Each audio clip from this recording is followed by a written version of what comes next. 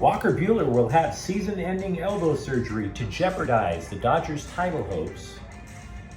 If you thought Jake Funk would be the every down back for the defending Super Bowl champs, you, sir, know much more about football than I do. Respect. And Liz Cambage finally asked the question that many well-adjusted people secretly ask themselves. Am I the butthole? Good morning, I'm James. This is your daily dose of sports and snark for the greatest sports city in the world, Los Angeles. This is Faithful Angelenos. It is August 16th, 2022. Thank you. We are one day away from our 6-month anniversary. Thank you to every one of you who support this channel. If you like the content we've been putting out about LA sports, clickety-clack the like button. Clickety-clack the subscribe button. There's a notifications bell. Hit that. It'll let you know when we drop new content. Sharing is caring, let people know we exist, and yes, comment. I'm on the road again, dude. It sucks. Now, before we start talking LA sports, let's go through the scoreboard. There was only one game last night involving an LA team. And the Dodgers are now the first team in Major League Baseball to 80 wins on the year. They shut out Milwaukee, held them to 4 hits. Dodgers 4, Milwaukee nothing. The NLS lead is back up to 17 games. Meanwhile, tonight at 5 p.m., the Dodgers will play the Bruins again. That's Ryan Pepio, 1-0, against Brandon Woodruff, 9-3. And in MLS, LAFC will play Wounded DC United, one of the MLS originals, at 7:30. Now, the Dodgers are going to be without their most talented pitcher while chasing a World Series title. And that is not an insignificant thing, despite all these other amazing things that the Dodgers have been able to accomplish in Walker Buehler's absence. Now, Buehler was shut down in June. It is now determined that he is going to have season-ending surgery to his right elbow on August 23rd. This is a very concerning and very curious situation, not just for the team, but for him personally, because they still don't know what the hell is wrong with his elbow. He did have a bone spur removed after they shut him down in June. They thought he was going to get better, and it didn't even happen. They're not even going to know for sure what the hell happened until he gets the surgery. They're not going to know until he gets cut open. Now, you might be saying to yourself, hey there, I know a little bit about medicine. He should get an MRI. He did get an MRI. They still don't know. And then you might say, well, maybe, just maybe, he needs Tommy John surgery. The man already had Tommy John surgery. It's pretty obvious when you do need Tommy John surgery. So it might not be that. They just don't know. He had Tommy John surgery before he's drafted. There's just no getting around this. This is a problem, because this was supposed to be the year where it was going to be official. Clayton Kershaw was basically passing the mantle to the next generation.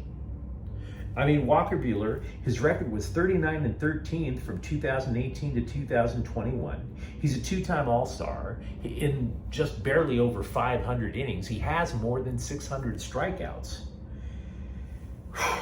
I'm not going to tell you it's an insurmountable problem, but this man was looking forward to chasing his first Cy Young this year. He's the ace of the club.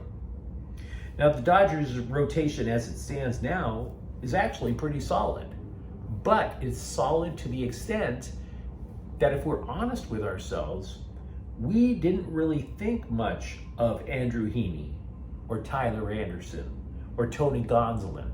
We kind of liked them, Gonsolin, definitely, but we didn't know they would explode like this.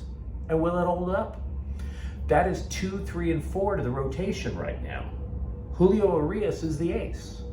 And by the way, Julio Urias was part of that game last night, that shutout victory. So they don't really have any questions about Julio Urias. Kershaw at some point might be back. He says he feels better. And oh, by the way, in a side note, Dustin May's comeback is just a few days away from completion. He had Tommy John surgery last year. He's scheduled to make his first start in a year Saturday versus the Marlins, which sounds really optimistic. But even Dave Roberts is like, wait a minute, hold your horses. Dustin May, quote, is not a savior, unquote. They know what they're losing in Walker Buehler. Insurmountable? No. But I don't think we should fool ourselves either. This is a problem because the competition is going to get tougher when you reach the postseason.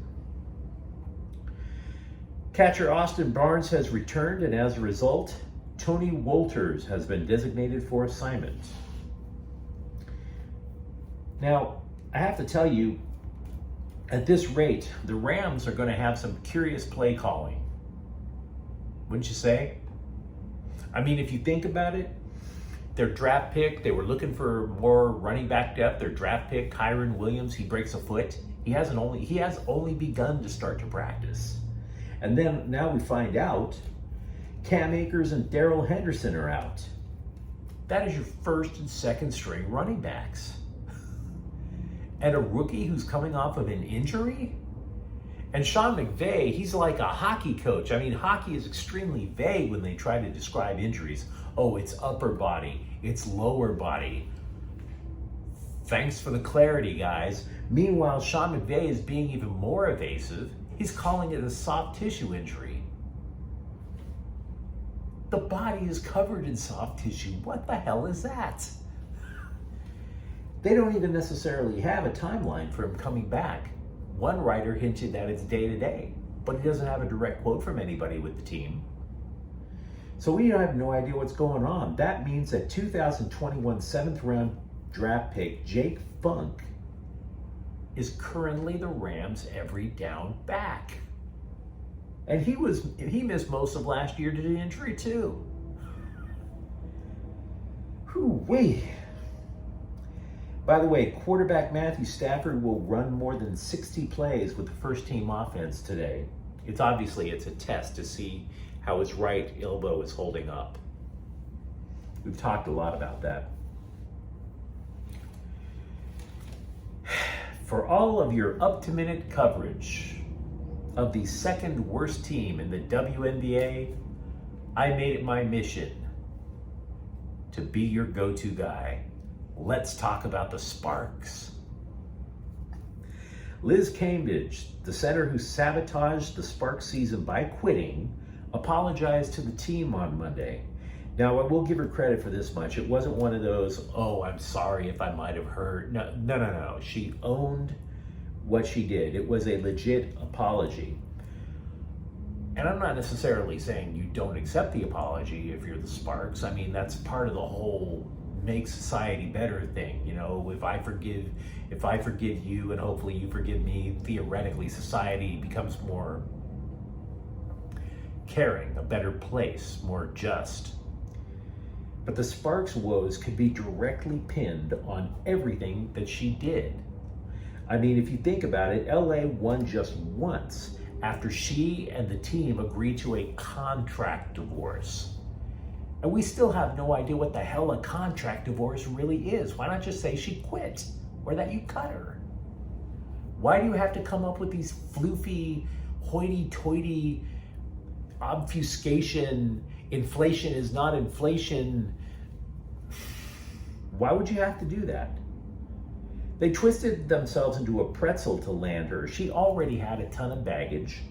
She left other teams in the WNBA on very bad terms, allegedly used racial slurs and Olympic tune-ups. She got Derek Fisher fired, couldn't even function properly with a friend as the head coach. And it just got me to wondering, there's a Twitter feed that I like to follow, AITA, short for, am I the a-hole in a situation? And I think it's starting to dawn on her that for Liz Cambage, the answer is yeah. Now, fortunately for her, she's focusing on her mental health. I'm gonna guess that's the right move. As for the Soarks overall, I don't want to get into the free agents and who's going to go where. The upshot is this. LA doesn't even have a general manager right now. Derek Fisher was both the coach and the GM. They don't have one. If they're going to do anything, it starts from the GM. And that would probably mean that the gentleman who took over for Fisher, yeah, he's not going to keep the gig. I don't see it. GM's going to want to bring in their own person.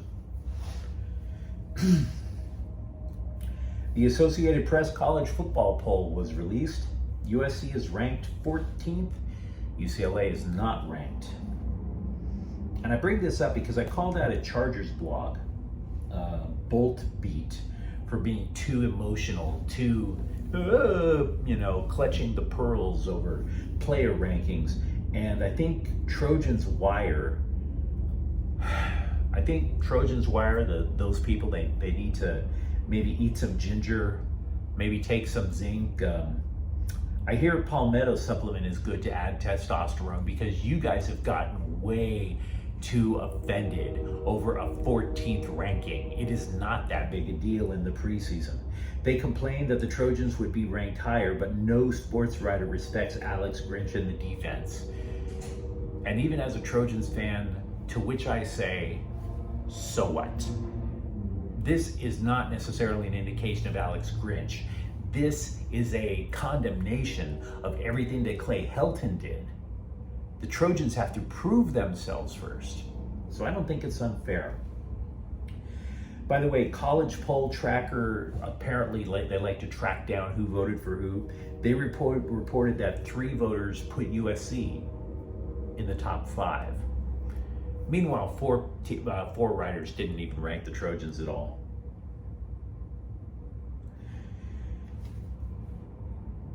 I missed a note that I should have added on the Rams. By the way, for the NFL, today is the first cut down day for NFL rosters. The Chargers have already made theirs, not to disrespect them, but there were the people who did lose their job, but there was no surprises. I make no predictions as to who the Rams will cut. CBS's NFL columnist Pete Prisco released his top 100 players for this year. And in a sense, it tells you a little bit about both the Rams and the Chargers. I bring the Chargers up because they had 9 players on the list, by far the most of any NFL team. The next best teams only had 6. Now, having said that, those players were scattered throughout mid to late. Justin Herbert was the highest ranked Chargers player at 20. Meanwhile, the Rams had only 5 players ranked in the top 100, but 3 of them are in the top 10. Aaron Donald, he considers to be the best player in football. He also put Cooper Kupp and Jalen Ramsey in the top 10. So you look at these 2 slightly different ways that these 2 teams were constructed. The Chargers have a better overall front line, but let's be real. Do you really want to go to sleep on Aaron Donald, Cooper Kupp, or Jalen Ramsey? I wouldn't. It's just going to be interesting to see which way it plays out for both of these teams as it goes along. I mentioned earlier that LAFC is playing tonight. Gareth Bale and Giorgio Chiellini are game time decisions for tonight's match. The injuries that they're dealing with are unspecified, so we'll see what happens. Honestly, DC United should not pose much of a threat. Last I checked, they were last placed in the Eastern Conference. Finally, there was a report about LA Galaxy forward Kevin Cabral being transferred to a Bundesliga team. The reason I'm not being more specific is because 2 things. 1, it made a lot of soccer fans on Twitter lose their composure. 2nd, it's complete crap. I checked it, the story was taken down because it's just crap. And I've mentioned this because I have a lot of friends on Twitter that I've met through Galaxy fan bases, through LAFC fan bases, and I keep saying the same thing. The foreign soccer press, the national soccer press, is extremely unreliable. Don't put any faith into it until you see legit news sources report on it. Kevin Cabral, unfortunately, is not going anywhere. Now, if you enjoyed today's broadcast, don't forget to like and subscribe to Faithful Angelenos. On that bright note, we are trying to build something for LA sports. Thanks for watching. I'm James. We'll be back tomorrow. Faithful Angelenos is a Kian Corte El Queso production. Take care.